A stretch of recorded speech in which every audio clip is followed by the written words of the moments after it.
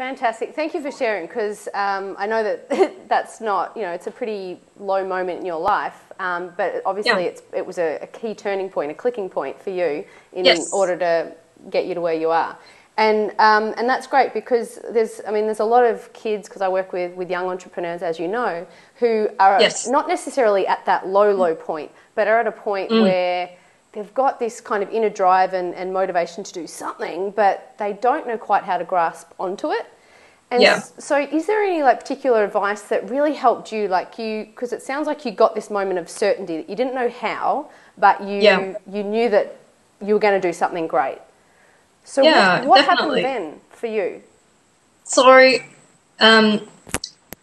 was actually talking to one of my clients the other day, and she said to me, because she just had this epiphany, she's in her late 20s, and she said she just had this epiphany about what her purpose was. And she said to me, and the words were so perfect, she said, I felt so stupid because I looked back through my life and it's been staring me in the face all the time. And I loved that. It gave me goosebumps just saying it, because it's so true, and that's how I felt.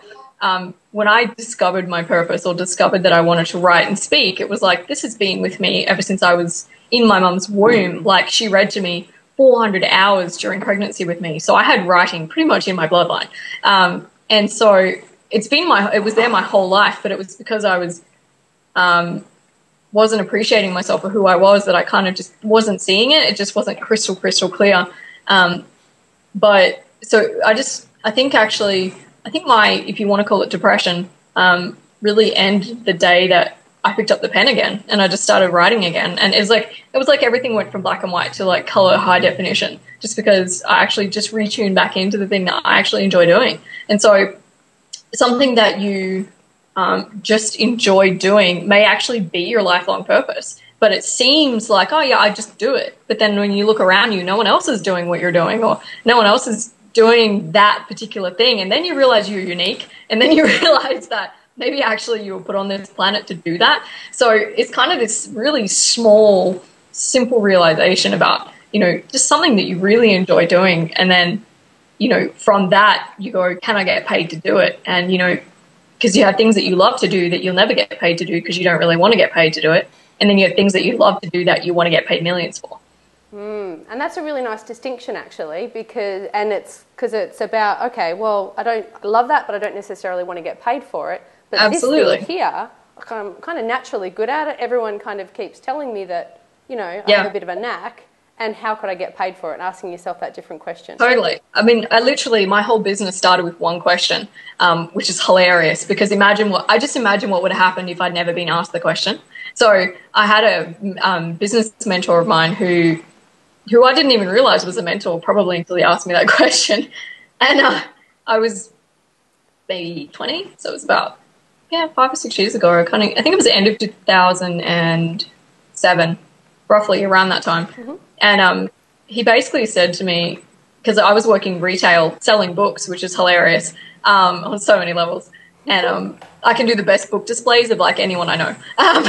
So he knew that I was working retail and that it wasn't really floating my boat that much. Although even as a kid, though, I have to say, I kind of dreamed about, the cash registers, and you used to play with them when you're a little girl and you're playing shop. Yeah, I love that stuff. I used to do that when I was a kid.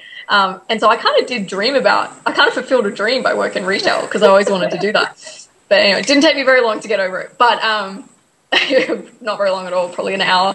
But he basically saw that I was doing something that I had so much more inside of me, and so much more. And we're talking, I was literally just working retail. I didn't have a business. I didn't have a brand. I didn't have any clients. I didn't even know how to get a client. It was really base level stuff. And he just said to me, you could get paid to write. And I was like, really? And he's like, I literally said, really? And I kind of tilted my head. It was one of those crazy moments where you just this whole alternate reality opens up. And he's like, yeah, definitely. And 6-7 years later, I laugh, because I'm like, I've just been paid so much to do what I do and teach other people how to do it too. So it was something so simple. And he's like, he rang me a couple of weeks later. He's like, I've got someone who needs an article. Can you write an article? I was like, yes, I'd love to do that. And it was about an entrepreneur. My first ever paid article went into a magazine. I was like, that's awesome. So I got published the first time I ever wrote something professionally. And I was seriously underpaid, but you have to work your way up. So it was really cool. It was kind of a cool moment. Wow. And so that was when you were 20? Yeah, I was about 19 or 20 at the time.